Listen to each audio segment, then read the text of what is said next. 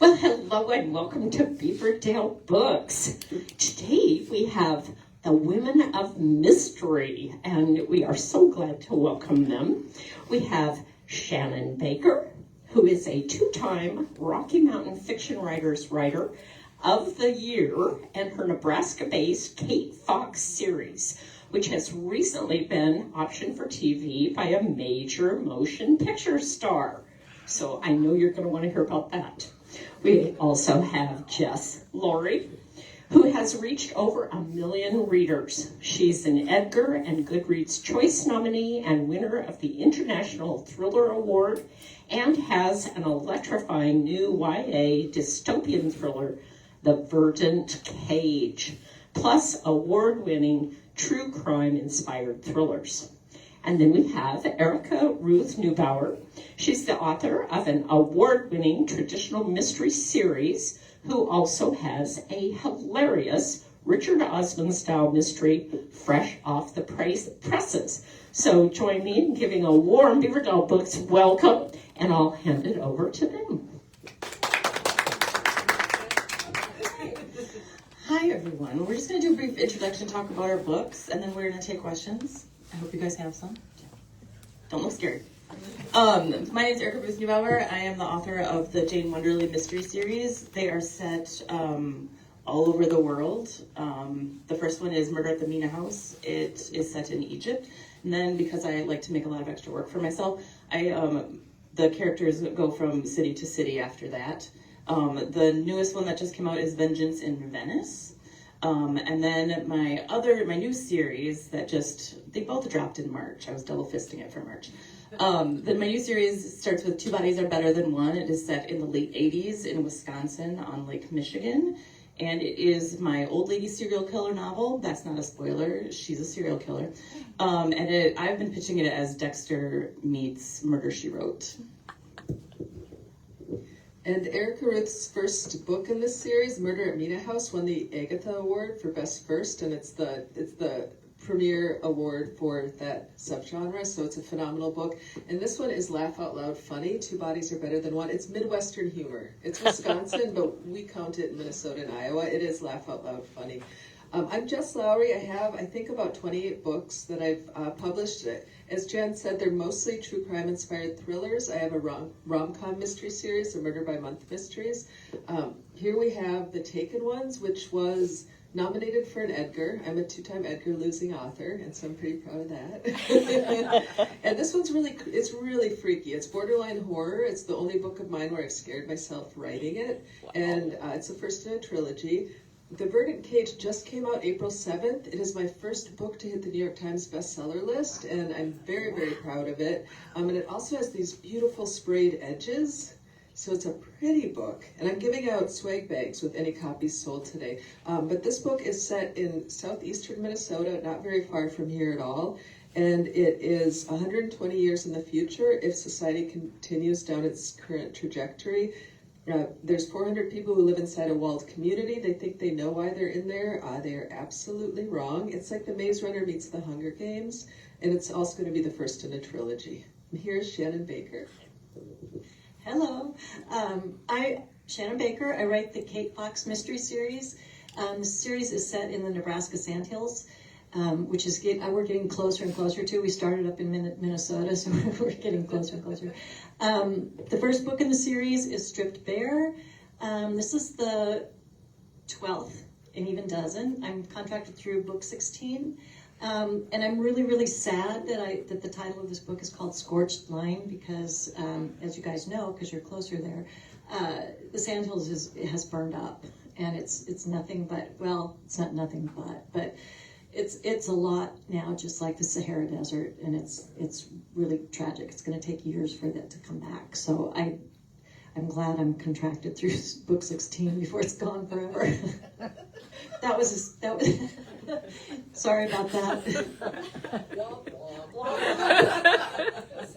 But the Kate Fox series is like Longmire meets Mayor of Easttown.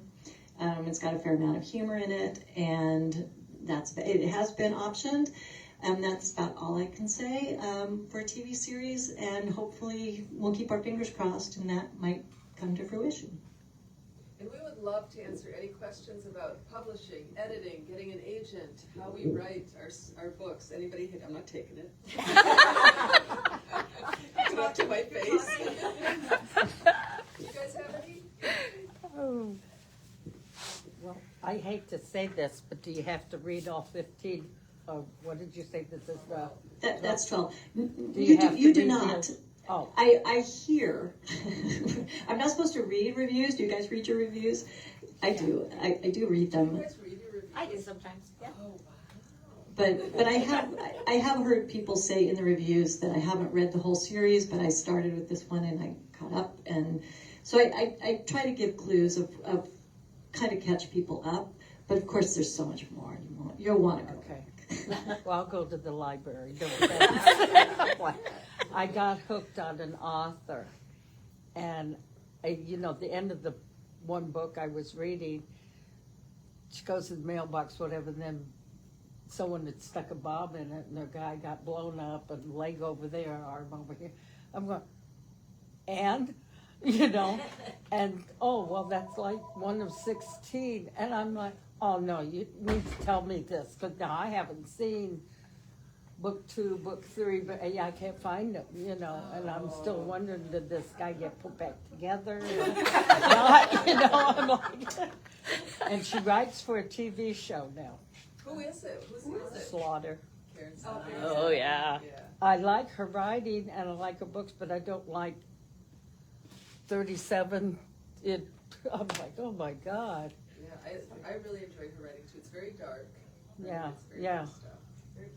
Yeah, clearly. Yeah. So I ask now at the library, okay, is this in a series, But you can get it on the ground floor. Yeah. The first one's here. I'll ask.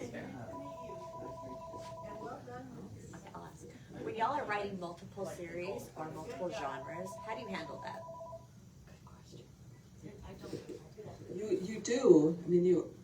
So for me, I actually need to write multiple ones because I need to be constantly mentally stimulated, and so I think we're got some ADHD up on this panel, and so I need that. But I take meticulous notes, and I also read in the genre I'm writing in, because as you both know, as every writer knows, every type of story has an internal rhythm, and I want to make sure I'm writing in that rhythm. So I have notes. I have a really clear Bible for every series, and then I just read in the genre. But it helps keep me interested. Man, that's really smart to do a Bible and know what's happening at all times. Yeah. I have no idea what's happening ever. I have very strong ADHD, and my brain needs different projects. So if I wasn't contracted for 2 books a year, I'd still be writing 2 books a year, because once I put this down, then it's already working on, let's do this. And so that's how. But I also agree that reading widely in the genre is very important. Do you guys ever struggle with voice, like bopping from one to the other? Do you have to once you start the new, the other series, you go back and forth, you're like, okay, what's this voice sound like? Or do you just automatically? A little bit. I would say with the new one, I struggled with one of the POVs. I struggled to find her voice again, and I went back to the first book, and as much as I do not enjoy rereading something that's been published, I went back and kind of read a couple of chapters to get that rhythm back. That's what I do too. Yeah. I agree. I would prefer not to have to. Yeah, it's I'll never. People are like, oh, have you listened to your audiobook? I was like, I would rather jump off a bridge than listen to my own audiobook. Yeah. Oh my god. Yeah. Yeah. I wrote a really dark standalone. I wrote a really dark standalone before, in the middle of the Kate Fox series. When I'm writing the Kate Fox series, because there's humor and she's pretty snarky in her head, I type like this. And this other one, I wanted to keep all the bad or the humor out of it. And I found I would type much slower, and my whole body would go lower. So it was very And that physical. naturally happens. Yeah, it was very physical difference in the way I wrote the 2 books. And Liz Little, who's a phenomenal mystery writer, I was talking to her about this very question once and voice, and she said she will journal in her character's voice until she finds it, and so it'll just be like a day in the life of Rose, as the main character of the Verdant Cage. And so I would write as Rose would write, and I tried it, and it comes out kind of rusty at first, but if you stick with it for not even that long, a half hour or so, then all the like dirty well water comes out and it just flows freely. Wow. Okay. Notes taken. Thank you. Other questions? What's your writing day like? We've been talking about this. We're all morning writers, and we're full-time writers. Like, this is our job. This is how we pay our bills. And so for me, I do 2 books a year. You do 2 books a year. You do. And so I get up in the morning, and if I'm outlining, which takes me for a book takes me about 2 weeks to a month to create an outline. If I'm outlining, that's just I spend like 3 hours on it a day, and then the afternoon is for marketing. If I'm writing, though, it's 2,000 words a day, and once I'm done with that, I can do whatever I want. But you'll sit in the chair sometimes, and it takes forever to write 2,000 words. And that's about how I do it. If I get after it in the morning, my 2,000 words go like, boom, I can get that done, and it's great, and I have the whole day to play. If I don't get started till the afternoon, it's going to take me hours to do it. So it's real important for me to as I say, eat the frog. Eat the frog first. I drink a lot of coffee first, like a lot of coffee first. And then I play my New York Times games and I let my brain spin up. And then, I sit down and I write my 2,000 words. Unlike these two, I do not outline. Like when I wrote Murder at the Mina House, I didn't know who did it. I was almost done writing the book. And I was like, you know what? You should figure out who the killer is. And I looked at my list of suspects and I was like, oh, could that person have done it? And you know what? They had. That was the killer. And so I write, so I can only see what's basically in my headlights. So I might know what happens tomorrow and I'll make myself a couple of notes like, oh, this could happen tomorrow.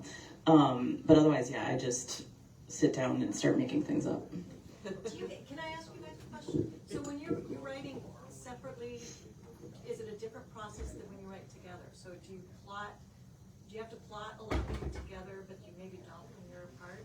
So we're both plotters, and I think that worked to our advantage when we were writing the Pampered Pet series together. But we're in the same critique group, and that's kind of how we started writing together. So our process is very similar on the on most things. She can write ahead. I cannot write ahead. and I very sometimes write linear. out of order, which makes her crazy. But I tried it. If it's gotten very not interesting, I'll go write interesting and figure it'll connect later.